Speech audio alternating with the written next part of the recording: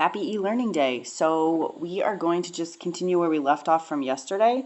We're still solving two-step equations. I need you to make sure that you're taking notes in your math notebook. If for some reason you don't have it with you and you've left it at school, you can do it on separate paper and we'll just tape it into the notes when we get back to school tomorrow.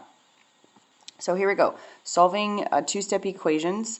Today will look a little different from yesterday because instead of having multiplication with our variable, we're going to have division. So please make sure you write this down. Today we're going to be looking at x over a plus b, whereas yesterday we were looking at ax plus b. So still the same steps, undo addition and subtraction first, then undo the division second.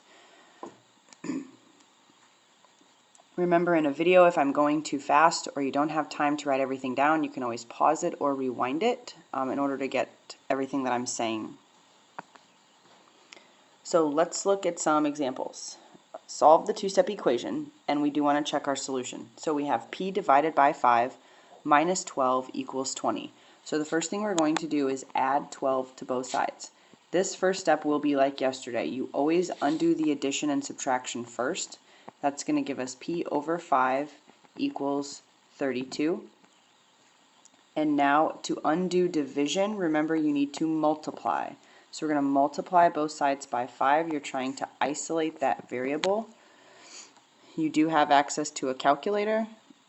32 times 5 is 160. So we think that the answer is 160. Let's check.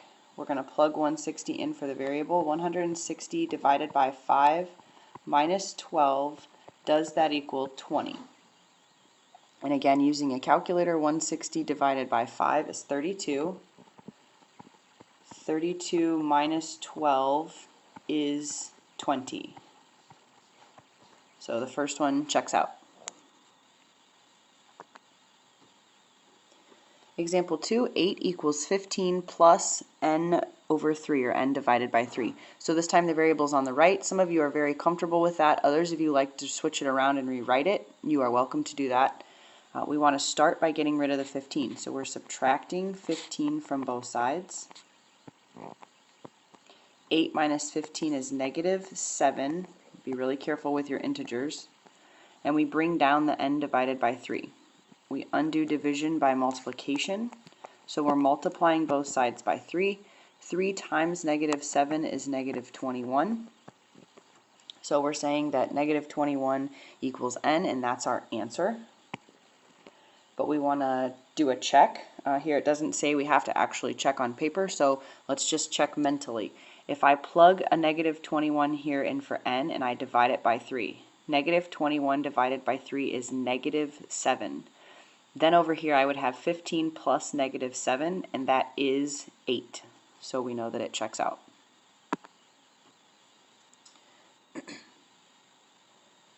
Number 3, I believe the other day I taught you how to clear fractions when dealing with equations. So we're going to clear this fraction. We're going to get rid of it.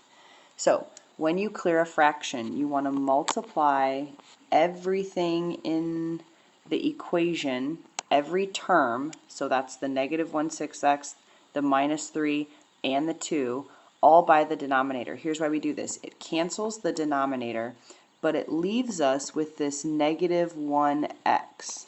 So I'm going to write negative 1x minus 18 equals 12.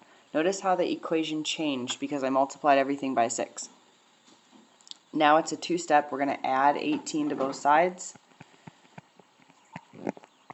Bring down the negative 1x.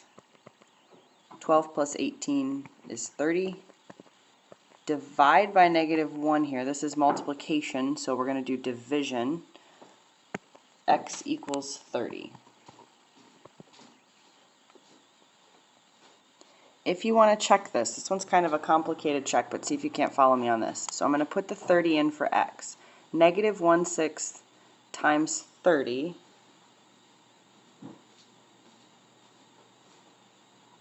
negative 1/6 times 30 would be, negative 30, sorry. Our answer should be negative 30 here. Dividing by negative 1 makes our answer negative 30. Negative 1/6 times negative 30 is a positive 5. 5 minus 3 is 2. So it's easiest to get rid of fractions. You're welcome to just solve the equation with the fraction in it and then try to divide by a negative 1/6 at the end, but I think it's easier to try to clear that fraction out of the way. So that's it. Those were 3 pretty quick examples. This is very similar to what we did in class yesterday. I am also going to post the worksheet 2.5b. There are not very many questions on it. You do need to make sure that you are you do that as well on separate paper. So you should be taking notes over this video in your math notebook.